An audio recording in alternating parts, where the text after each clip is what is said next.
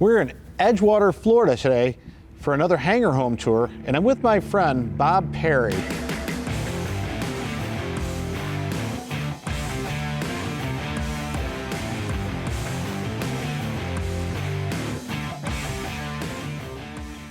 So Bob, how did you get your flight experience? Well, I started off as a kid. I worked at an airport, pumping gas, mowing the grass, things like that.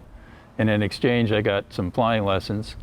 And I soloed at 16, which is the minimum age that you can solo an airplane.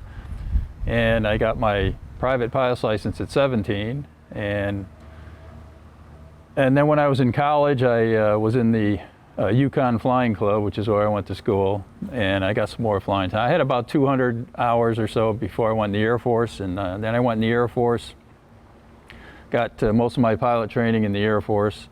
While I was in the Air Force, I flew B-52s for 10.5 years. Then I got out and got hired by Delta, and I flew for Delta for 32 years and retired at 65, which is the maximum age you can fly a commercial airplane. So FAA said I was too old to fly, so I retired about 1.5 years ago. Well, that's great. And I know we had met, towards the end of your career, and of course, thank you for your service to the country. We appreciate that. And we had met during that time where you were contemplating the move and getting pretty serious about moving, from the intercoastal over to here. And since that time, I see 2 planes behind us over here. So let's talk about those. Okay, well, the red and white one over here is actually my friend's airplane. He lets me use it and fly it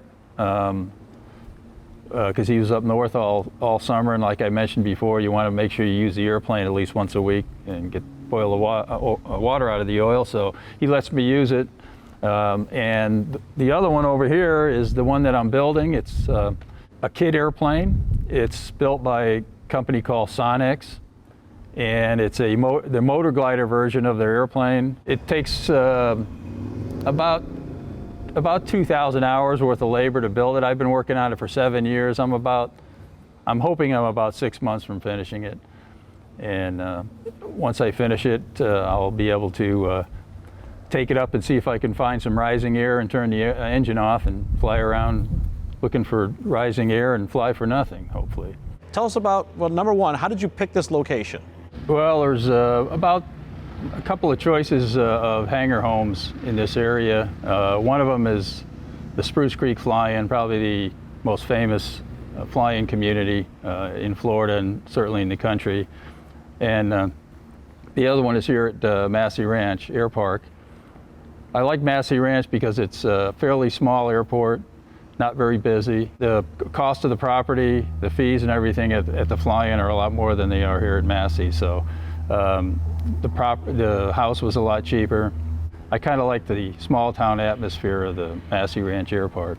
Hangar itself is great. It's beautiful in here. It's all brand new. You got a great hydraulic door over here. For this particular door, now you've got this set to the outside. Let's talk about that. There's really three kinds of hangar doors, really. There's the kind where the panels just slide by each other on rollers. The sliding doors, they have a track on the bottom, so every time you pull your airplane in or push it out, you have to roll it over the top of the little tracks on the floor, which can be kind of difficult sometimes, especially if you have a big airplane. The other kind of door is this kind of a door where it just swings out. The third type of door is a bifold door where it's hinged in the middle and it kind of folds up in a V shape. This door is good because it provides shade. It also provides a little bit of protection from the rain. The only disadvantage of this kind of door is that you can't park anything in the swing of the door, or else you'll hit it when it's going out, so that you can't pull the airplane right up close to the hangar and put your door up and then push it in. You got to park it out far enough so that the door will clear. The bifold door is a little bit better because you can pull the airplane a lot closer, because instead of going out, it kind of folds in the middle. Now, another thing I'm noticing more and more is important is the time where you get the inspiration to fly to the time you're actually in the air, and you're super close. So yeah.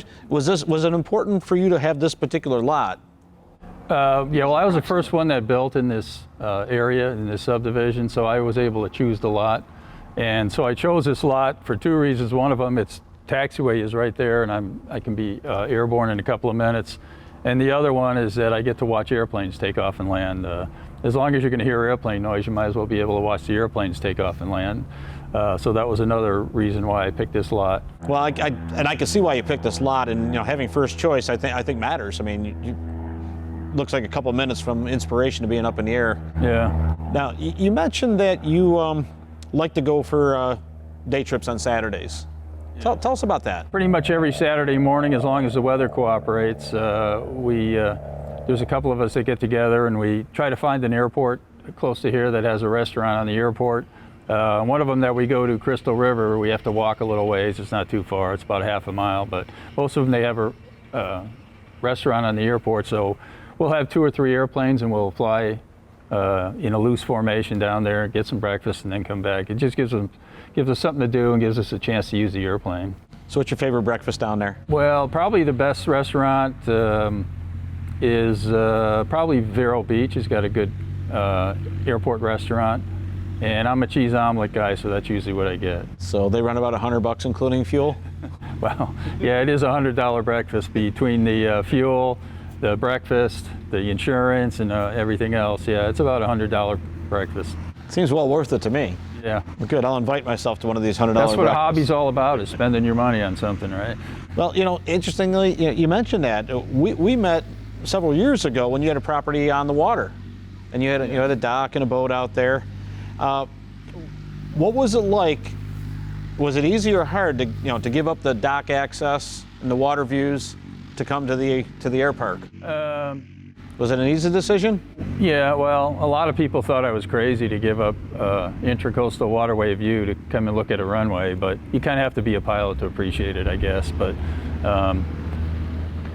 yeah, it's a little difficult, but I lived on the water for 23 years, so I'd seen my share of the water. One thing I would recommend if you're going to build an house on an airport, especially as close as this one is, that you make sure that you get it well insulated, that you get really good windows, things like that, because I can't really even hear the airplanes taking off really if I'm back in my bedroom or in the living room. I really don't even hear. I don't even notice them taking off. So I mean, if you're out here in the open, yeah, you do. But well, you can hear them and feel them out here, yeah, which is kind of cool. How important is it to have good neighbors? Oh, it's really important in this place because the hangars are connected, so you're really close to each other. There's a 20-foot courtyard separating each house, but you're really close together. And the good thing about my neighbors is that they're gone about 6 months a year, so I don't have to deal with them 24/7. But they're really nice people. They're gone in different parts of the country from May through October, so I'm kind of the self-appointed HOA president because I'm the only one here, so I have to take care of the pond out in front. We have a pond with a fountain. I have to, in fact, I'm just about ready to change the lights from red, white, and blue to orange for Halloween, so I'm going to change the colors of the fountain lights. So you do the important work. So I'm the pond manager and self-appointed HOA president, and I'm the only one here in the summertime. So Bob, you had mentioned that location was super important and designing the hangar was definitely on the list. So those are 2 things that were really important. Was there anything else that entered into your decision that if somebody was building a home like this that they should be aware of? Well, one thing that attracted me to this development as opposed to buying on Flying M Court, which is right across the street, was the fact that it has an HOA, so all the maintenance is taken care of. The glamour and excitement of mowing the grass every week is worn off for me, so it was nice to have somebody take care of all the maintenance, do the weeding, all that stuff. So Flying M Court, you have bigger lots because over there you have to have a septic tank, where this is on city water and city sewer.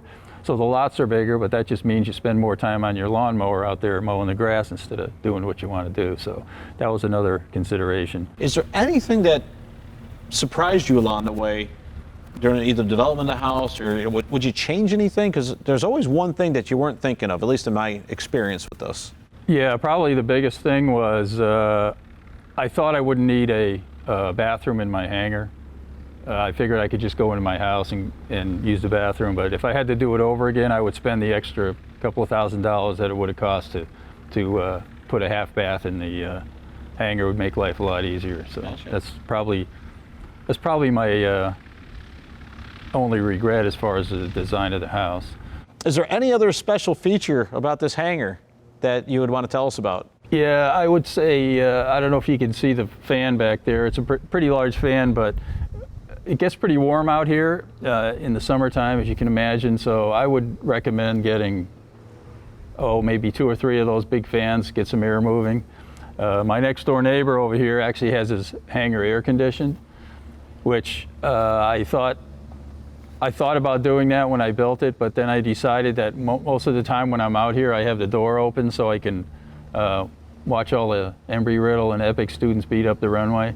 So I figure if I have the door open and I have it here, in fact, I even have a dehumidifier that I have to turn off when the door's open because it doesn't make any sense. So I don't know if I had to do it over again. I don't know if I'd get air conditioning or not, but other than that, like I mentioned before, you want to make sure you get a bathroom in your hangar.